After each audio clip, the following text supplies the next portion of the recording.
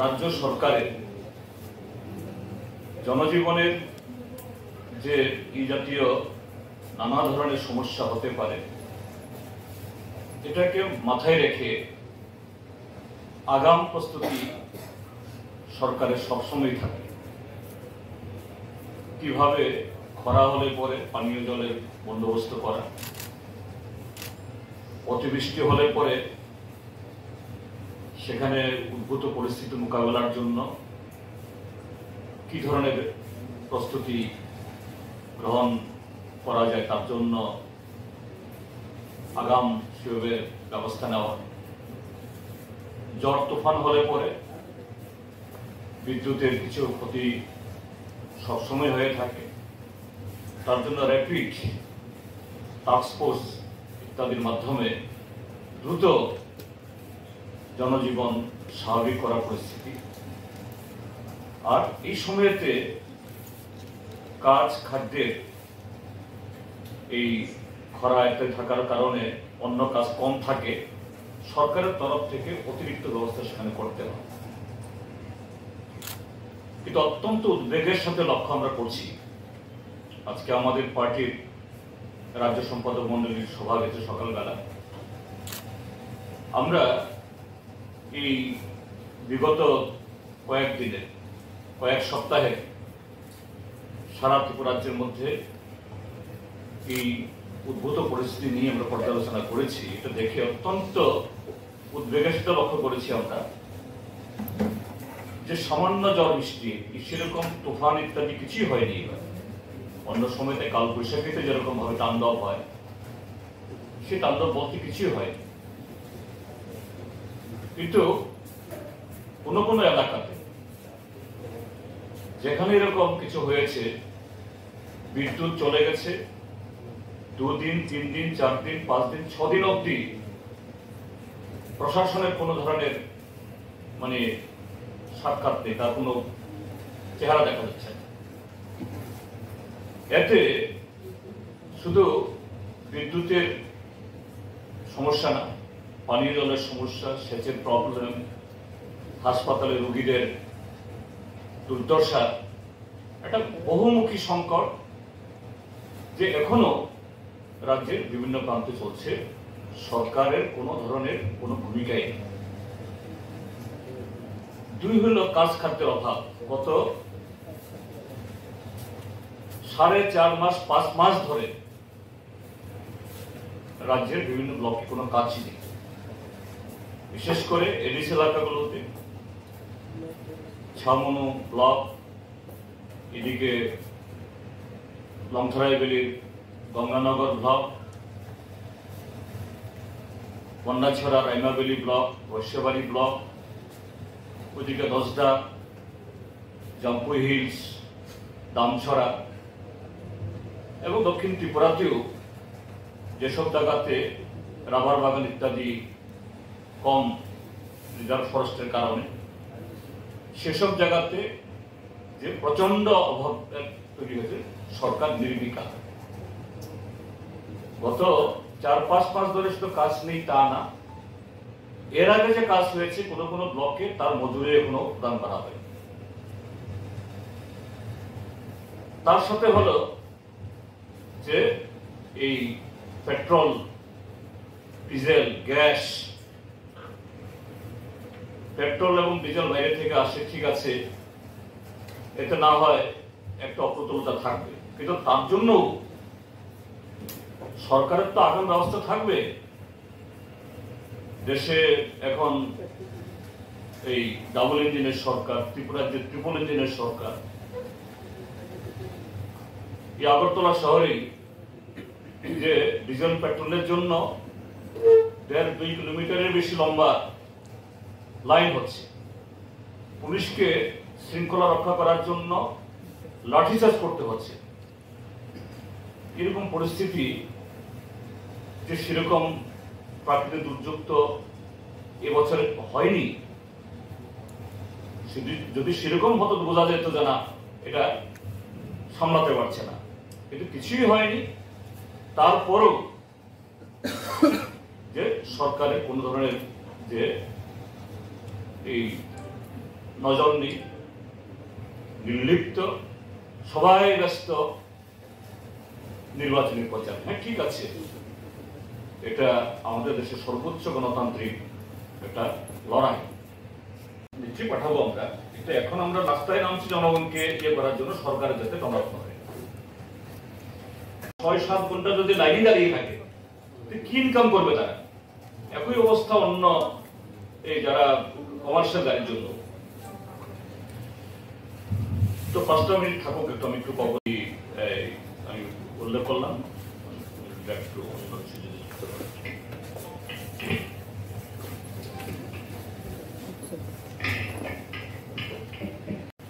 মহিলাদের উপর নির্যাতনটা বেড়ে গেছে। থানায় গেলেও সেখানে অভিযোগ নিতে চাইছেন না। পত্র পত্রিকায় সংবাদ মাধ্যমে আমরা দেখতে পাচ্ছি। এটা বন্ধ করার জন্য যতটুকু সক্রিয় হওয়া উচিত আরক্ষা প্রশাসনের সেই সক্রিয়তা নেই। রিসেন্টলি আরেকটা বিষয় লক্ষ্য করলাম আমরা, এই যে ভারতরত্ন ক্লাবের এখানে একটা হত্যাকাণ্ড সংঘটিত হয়েছে। ক্লাবের এখানে নিয়ন্ত্রণে ক্লাবের সম্পাদক, অন্যত্র তাকে সেখানে হত্যার পর পত্র পত্রিকার সংবাদ মাধ্যমে যেভাবে বিষয়গুলি আসছে, তার স্ত্রী সেখানে স্থানীয় থানার উপর অনাস্থা প্রকাশ করেছেন, তদন্ত কার্য সম্পর্কেও কিছু বক্তব্য রেখেছেন। আমরা চাইব যারা প্রকৃত দোষী তাদেরকে ধরা হোক, এবং পেছন থেকেও যদি এগুলি কলকাঠি কেউ নেড়ে থাকেন সেখানেও যদি আইনে আওতায় তাকে নিয়ে আসা, এবং যদি সেখানে কোনো কেউ অপরাধ করে থাকে, অপরাধের সঙ্গে যুক্ত থেকে থাকে পরোক্ষ বা প্রত্যক্ষভাবে, সেখানে ব্যবস্থা নেওয়ার জন্য সরকারের কাছে আমরা দাবি জানাবো। পার্টির সেক্রেটারি বলেছেন পেট্রোল ডিজেলের বিষয়টা, আমি শুধু যুক্ত করতে চাই যেটা এমনিতে একটা গভর্নমেন্টের নিয়ম আছে, 15 দিন একটা বাফার স্টক থাকতে হয়। আমরা ধর্মনগরে টিপু করার আগে রাজ্যে বামফ্রন্ট সরকারের সময় ডিসিশন হয়েছিল এই আইপিএফটি মথার জন্যই আমরা তখন করতে পারিনি। সেটা ডুবুদার বাড়ির কাছে জায়গাটা ঠিকঠাক হয়েছিল, কিন্তু বাধা দিয়েছে। এখানে পরে সেকেন্ড কোর্টে গিয়ে একটা জায়গা চূড়ান্ত হয়েছে, এফসিআই আইওসি দুটো ডিপু করে উঠবে। একটা হলো গিয়ে খাদ্য গুদাম হবে অনেকগুলো, আর হলো গিয়ে তেলের স্টক তৈরি করার জন্য সমস্ত ফুয়েল ট্যাঙ্কারগুলি এখানে আসবে রেলে। আজকে 6 বছর হয়ে গেছে, সিদ্ধান্ত কিন্তু 2016 এফসিআই এবং আইওসি প্রেজেন্সি সিদ্ধান্ত হয়েছে।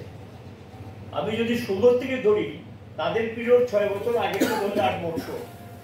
আইওসি এবং তারা বলেছে যা অর্থ লাগে সেটা দেবে, কিন্তু এই সেকেন্ড কোর্টে এই নির্মাণ কাজটা এখনো শুরু হয়নি। যদি শুরু হতো, যদি জায়গা অধিগ্রহণ করে এটা করা হতো, তাহলে এই যে অবস্থাটা, এই অবস্থা রাজ্যবাসী এই দুর্ভোগের হাত থেকে তারা রেহাই পেত। তো করছে কি গভর্নমেন্ট? বলেছে তো ডাবল ইঞ্জিন গভর্নমেন্ট, সাংঘাতিক নাকি গতি বাড়বে। কিসের গতি? গত 6 বছরে আধা কিলোমিটার রেল, আধা কিলোমিটার তো দূরে, কোথাও 200 মিটার রেল স্যাংশন আনতে পেরেছেন না। যেগুলো ছিল সেগুলো তো করতে পারেনি গত 6 বছরের মধ্যে। এবং এই কারণে আমরা এটাও তখন কিন্তু একটা সিদ্ধান্ত ছিল, আপনারা জানেন কিনা, এই যে সাবরুমে যেটা আমাদের হয়ে গেল ব্রিজ, এটা নিয়ে এখন তো কোনো সমস্যা থাকার কথা না। এখানে চিটাগাং পোর্ট ব্যবহার করার জন্য এগ্রিমেন্ট হয়েছে। চিটাগাং পোর্ট থেকে পাইপলাইনে নিয়ে এসে এখানে নর্থ ইস্টের অধিকাংশ স্টেটে এখান থেকে ফুয়েলটা নিয়ে যাওয়া হবে পাইপলাইন। এই কাজটার জন্য টেন্ডার প্রসেস শুরু হয়েছিল, আজও সেটা কোথায় আছে, কি অবস্থা, কবে শুরু হবে, কি ব্যাপার বুঝতে পারছেন। যদি এই পোর্টটা ব্যবহার করার জন্য, যেহেতু এখানে সড়ক পথ আছে, সাবরুমে দিয়ে অলরেডি কানেক্টিং হয়ে গেছে শর্ট রোড, এটাও যদি চালু থাকতো তাহলে এই দুরবস্থার সম্মুখীন রাজ্যবাসী হতে হতো। এই বিষয়গুলি কিন্তু সমাধান করার জন্য সরকারের দিক থেকে আন্তরিক কোনো প্রচেষ্টা আছে কিনা যথেষ্ট সন্দেহ আছে। যদি থাকতো তাহলে এত সময় লাগার কথা না, এটা সমাধান হতে পারত। সেই ফুডে এটা নিয়মই আছে, 3 মাসে একটা বাফার স্টক গড়ে তুলতে হয় মনসুনের আগে, বর্ষার আগে। এবং এই 3 মাসে বাফার স্টক গড়ার যে কাজটা, সেটা কতটুকু হয়েছে? কোথায় বাফার স্টক করবেন? নতুন ফুড গভর্নমেন্ট কটা হয়েছে? বা ওইখানে যে সেকেন্ড কোর্টে যেটা হওয়ার কথা এফসিআই ডিপু যেটা করে তোলার কথা সেখানে খাদ্য গুদামে একবার ইত্যাদি হ্যাঁ এটা কিন্তু কিচ্ছু অগ্রসর হয়নি। এই যে অবস্থাটা, এই অবস্থাটা যদি চলতে থাকে, রাজ্যবাসীর তো একটা সহ্যের সীমা আছে। কখনো গ্যাস নেই, কখনো পেট্রোল নেই, কখনো ডিজেল নেই, কখনো পেঁয়াজ নেই, কখনো রেশন নেই, এটা কতদিন চলবে? আর এই যে লামডিং এর যে ঘটনাটা ঘটছে, গঙ্গার নিচে দিয়ে হয়, ওয়েলকাম, আমাদের কোনো আপত্তি নেই। আপনারা জানেন হাওড়া স্টেশন যুক্ত হয়েছে। আর এটা কি লামডিং এর এই ঘটনা, বছরের পর বছর এই ঘটনা ঘটছে। মানুষকে এই যে গতবারে তো 3 মাস বন্ধ ছিল, 3 মাস কাহা তো কতদিন চলবে? এটাকে অল্টারনেট কোনো অ্যারেঞ্জমেন্ট করা যায় না? এই যে অবস্থাটা চলছে। আরেকটা যে সড়ক পথে সোনারপুর এলাকা এবং সুড়ঙ্গ পথে তো অনেক জায়গাতে সুড়ঙ্গ রাস্তা নির্মাণ হচ্ছে, সুড়ঙ্গ করে এখানে গিয়ে ওইটাও সুড়ঙ্গ করা যায়, কোনো ব্যাপার নেই। এগুলি সমাধান যদি একদিকে একটা মানে পার্মানেন্টলি সলিউশনের একটা ব্যবস্থা করা, আর টেম্পোরারি রাজ্যে যাতে একটা বাফাস্ট করে দিতে তার জন্য ব্যবস্থা করা। আপনারা জানেন একসময় আমাদেরকে সেই মেঘালয় দিয়ে সিলেট হয়ে তারাও কৈলাসহর এবং আগরতলা দিয়ে আমাদের আনতে হয়েছে এই পেট্রোল, এগুলি আমাদের সময় পিরিয়ডের কথা আমি বলছি। তারপরে তো 6-7 বছর হয়ে গেছে, কি হলো? তা আপনারা তো বলেছেন অনেক কিছু করে ফেলেছেন, রাজ্যে নাকি সব সমস্যার সমাধান হয়েছে। এই নিয়ে সমাধানের চিত্র যে জিনিসপত্রের দাম বাড়ছে, লাগাম ছাড়া অবস্থা, জিনিসপত্রের দাম বাড়ছে, স্বাভাবিক, এটা সুযোগ নেবে ব্যবসায়ীরা। এবং এই রাস্তাঘাট যদি এখানে নিরবিচ্ছিন্ন যোগাযোগ না থাকে এটা হবে। এই ক্ষেত্রে আমরা বাধ্যই এখন রাস্তায় নামা ছাড়া আমাদের কোনো পথ নেই। আমাদের সেক্রেটারি বলেছেন, আমাদের সম্পাদক মণ্ডলীর সিদ্ধান্ত, রাস্তায় নেমে এর প্রতিবাদ আমরা করব। আমরা চাইব সরকার যাতে দ্রুততার সঙ্গে, দেখা গেল 7 দিন 10 দিন পরে আমাদের, আমি পেপারে যা দেখলাম রাজ্যের মুখ্যমন্ত্রী চিঠি দিয়েছে, কেন 7-10 দিন পরে, কেন টেলিফোনে কথা বলতো? তারা তো একই দলের সরকার এখন কেন্দ্রে এবং রাজ্যে, যতই ব্যস্ততা থাকুক তাহলে আগেই ভাবা উচিত ছিল সমস্যাটা এত জায়গাতে। কারণ অ্যাকচুয়ালি আগে কিন্তু আমাদের সময় এটা আসতো গুয়াহাটি নুনমাটি থেকে, আমাদের যা ফুয়েল আসতো। পরে গিয়ে আমাদের সময় সেটা করা হয়েছে যে একটা ডিপো আমরা করে নিয়েছি ইয়েতে, মানে আপাতত ধর্মনগরে যদি এসে যায় আর কোনো সমস্যা নেই। তবে ধর্মনগরে এই নুনমাটি থেকে যেটা আসতো, নুনমাটির এই ট্যান্ডারটা সম্ভবত বাতিল হয়ে গেছে, বা এখন দরকার নেই, যেহেতু ধর্মনগর ডুবে যাচ্ছে এবং সেখান থেকে আনলোড হয়, ওইখান থেকে তারপর ধর্মনগরতে ট্যাঙ্কারগুলো আসে। এখন ধর্মনগরতে ঢুকতে পারছে না, লামডিং এর আগে তো এটা বন্ধ হয়ে গেছে। এই যে অবস্থাটা, এই অবস্থাটা সম্পূর্ণ আগেই তো ভাবা উচিত ছিল। এগুলি তো আমরা বলছি, এবং শুনবে কিনা এটা তাদের বিষয়, এই নিয়ে আমরা রাস্তায় নেওয়ার সিদ্ধান্ত, এই আমার বক্তব্য। আমি নয় শুধু গোটা দেশে ত্রিস্তরীয় পঞ্চায়েত ব্যবস্থা খুবই গুরুত্বপূর্ণ, মানুষের হাতে আপনার ক্ষমতা পৌঁছে দেওয়ার জন্য এবং ভালোভাবে সরকারি কর্মসূচিগুলোকে রূপায়ণ করবার জন্য, সরাসরি মানুষের সঙ্গে সংযোগ স্থাপনের জন্য ত্রিস্তরীয় সংস্থাগুলি খুব গুরুত্বপূর্ণ। ইতিমধ্যেই আমরা লক্ষ্য করছি, গতবার তো এখানে ত্রিস্তরীয় সংস্থার পঞ্চায়েত সমিতি, জেলা পরিষদের কোনো নির্বাচনই করলো না। এমন গুন্ডামি করলো কি, নমিনেশন 96% আপনার আনকন্টেস্টে জিতলো, যা পৃথিবীর ইতিহাসের বিরলতম ঘটনা, যা সমস্ত দেশের মানুষ হাসাহাসি করলো কি নির্বাচন করলো। নির্বাচন যারা এই 4% দিল, তারাও শেষ পর্যন্ত থাকতে পারলো না, গণনা কেন্দ্র ইত্যাদি সব ফালতু, সবকিছু হলো না। এবার শোনা যাচ্ছে ত্রিস্তরীয় সংস্থাগুলো নির্বাচন করবার জন্য ত্রিপুরা সরকার ইতিমধ্যেই প্রস্তুতি নিয়েছে, খুব ভালো কথা। আমরা নির্দিষ্ট সময়ের মধ্যে ত্রিস্তরীয় সংস্থায় জনগণের হাতে ক্ষমতা হস্তান্তরিত হোক, এটাই আমরা চাই। যদি জনকল্যাণে মানুষের কাছে সরাসরি সরকারের সহযোগিতা পৌঁছে দিতে হয়, তাহলে এই সংস্থাগুলো খুবই গুরুত্বপূর্ণ। কিন্তু দেখা গেল কি, এখন অবধি ত্রিপুরার পঞ্চায়েত দপ্তর যারা এই নির্বাচন পরিচালনা করবে, ত্রিপুরা নির্বাচন কমিশনার, নির্বাচন পঞ্চায়েত দপ্তরের মধ্যে থেকে, তাদের এখন অবধি রাজ্য স্তরের কোনো ভূমিকাই নেই। রাজ্য স্তরে রাজ্য রাজনৈতিক দলগুলোর সঙ্গে কোনো বৈঠক, কোনো পরামর্শ, কোনো উপদেশ তারা দিলেন না। না নিয়ে কি করলেন, সমস্ত সার্কুলার দিয়ে সমস্ত ভিডিও দিয়ে যারা সংশ্লিষ্ট আপনার ব্লকে রিটার্নিং অফিসার হবে সমস্ত ব্লকে বলে দিলেন কি আমরা ভোটার লিস্টের অমুক তারিখ আমরা ড্রাফট পাবলিকেশন করব, অমুক তারিখ তো অমুক তারিখ শুনানি হবে, তারপর ফাইনাল পাবলিকেশন হবে। তার মানে হচ্ছে পঞ্চায়েত নির্বাচনের পুরো প্রস্তুতি চলছে খুব ভালো। কিন্তু এটা প্রথমেই তো উচিত ছিল যা সচরাচর হয়ে থাকে রাজ্য স্তরে, রাজ্য বিভিন্ন রাজনৈতিক দলগুলোর সঙ্গে, রাজ্য পার্টিগুলোর সঙ্গে বসে আলোচনা করা, কিভাবে টাইম টেবিলটা করা, মানুষের সুযোগ সুবিধা পত্র পত্রিকা বিজ্ঞপ্তি দেওয়া, কোনো কিছু নেই। ব্লকে একটা নোটিশ দিয়ে এটা আরম্ভ করেছে। ঠিক আছে, বিডিও সাহেব চিঠি দেওয়ার পরে রাজনৈতিক দলগুলো স্বাভাবিক কারণে তাদের প্রতিনিধি পাঠাবে সর্বদলীয় সভায়, আরো টেবিলে পাঠাবে। এর মধ্যেই আপনার কমলপুর বিভাগের সালেমাতে একটা ঘটনা ঘটে গেল কি আমাদের পার্টির প্রতিনিধিরা গেলেন, আপনাদের অধিকাংশ খবরের কাগজ সেটা কভার করেছে, আপনাদেরকে ধন্যবাদ। গেলেন বিডিওর আমন্ত্রণে আমাদের পার্টির প্রতিনিধিরা গেলেন যে কবে কবে ভোটার লিস্ট ড্রাফট পাবলিকেশন ইত্যাদি সম্পর্কে আমাদের মতামত বা জানার জন্য। ওখানে বিডিও অফিসের সীমানার মধ্যেই আক্রান্ত হয়ে গেল বিজেপির দুর্বৃত্তদের হাতে সিপিআইএম এর প্রতিনিধিরা, এবং তখনই তারা ঢুকে গেলেন বিডিওর যোগাযোগ ইত্যাদির পরে বিডিও সাহেব বাধ্য হয়েছেন পরবর্তী সময়তে এদেরকে কোন রকমে পিঠ বাঁচিয়ে মাথা রক্ষা করে কোন রকমের জীবনটা বাঁচিয়ে বাড়ি ঘরে পাঠিয়েছেন।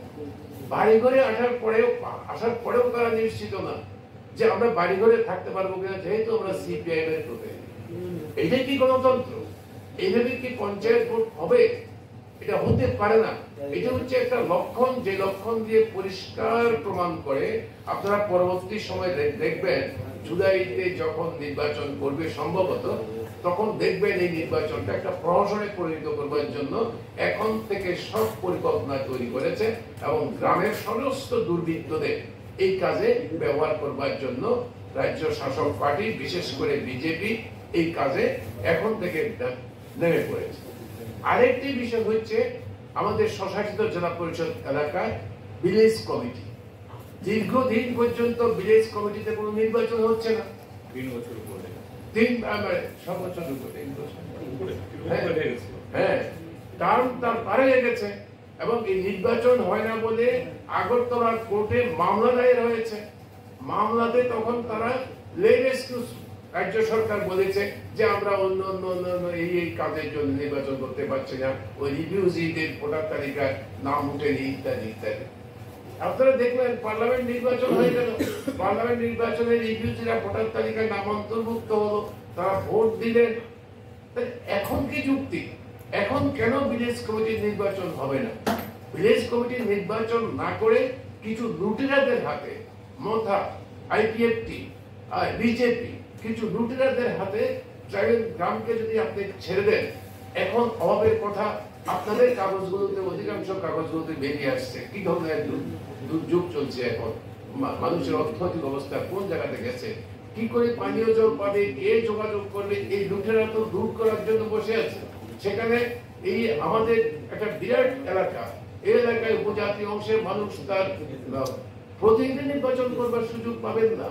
ত্রিপুরা রাজ্য সরকার আর কতদিন ধোকা দেবেন? কতদিন এই মিথ্যা অজুহাত দিয়ে ত্রিপুরা মথার নেতা, আইপিএফটির নেতা ট্রাইবেলদের জন্য করে আর ট্রাইবেলদের সমস্ত অধিকারগুলো কেড়ে নিলেন, এমনকি তার গণতান্ত্রিক অধিকারগুলো।